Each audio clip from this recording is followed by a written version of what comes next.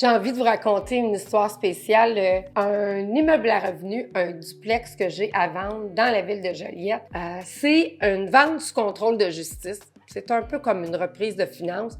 Il y a une petite particularité différente, c'est qu'il y a un certain nombre de jours avant la date de l'acte de vente quand on achète que le propriétaire a le droit de, s'il repaie tout ce qu'il doit, donc il peut conserver son immeuble. Fait que des fois, on n'est jamais sûr qu'on va aller jusqu'au bout. Par contre, souvent, ça va, on achète puis on s'en va chez le notaire. C'est pas ça le problème, en fait. C'est plutôt que c'est un immeuble qui est très peu cher. Fait que c'est sûr qu'il est très alléchant aux yeux des gens. Sauf que je me dis, comment ça se fait que les gens se disent pas, c'est où la pogne?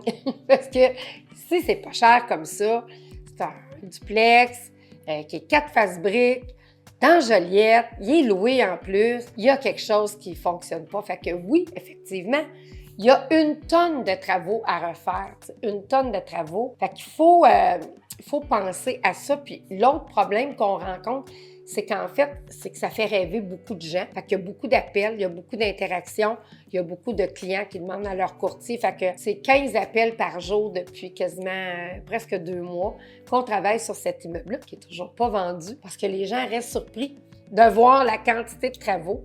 Puis après ça, il faut toujours tout expliquer. Hein? Je vous donne un exemple. L'immeuble est 230, tu passes pour 250, tu dis youpi, mais non, pas youpi, parce que il y a des travaux à faire. S'il y a 125, 150 000 à mettre sur l'immeuble, si on a une offre acceptée, je vous donne un exemple des chiffres fictifs, je ne dis pas de faire une promesse d'achat à ce prix-là. Si on a une offre d'achat acceptée à 200, puis il y a 150 000 de travaux, il ne faut pas que tu passes pour 250.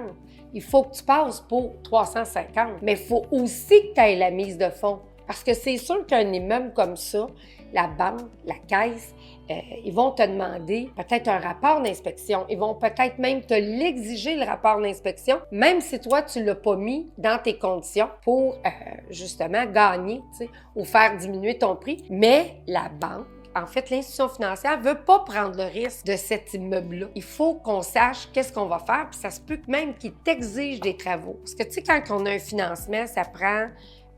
la personne doit passer au crédit. Mais après ça, il faut que l'immeuble passe au crédit. Ça a l'air drôle de dire comme ça, mais est-ce qu'il vaut cette valeur-là? Hein? Souvent, on entend que ça prend un évaluateur agréé. Fait que, est-ce que l'immeuble, il vaut ça?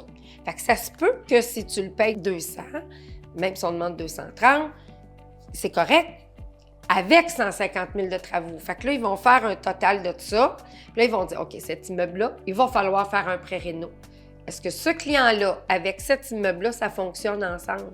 C'est ça qui va se passer. On a-tu le bon comptant? Puis après ça, là, on va avoir un accepté. C'est dit grosso modo, mais c'est vraiment pour que vous compreniez que quand il y a des travaux à faire, même ça pourrait être une maison qui n'est pas une reprise de finances, bien, ça se peut que l'institution financière soit frileuse parce qu'avec la pandémie, il est arrivé toutes sortes de choses. Donc, les institutions financières sont plus frileuses avec des 6 % d'intérêt, tout ça. Là, on n'est plus là, on aurait descendu, oui, je le sais, mais ça a fait que ça a développé une autre tangente, je veux dire.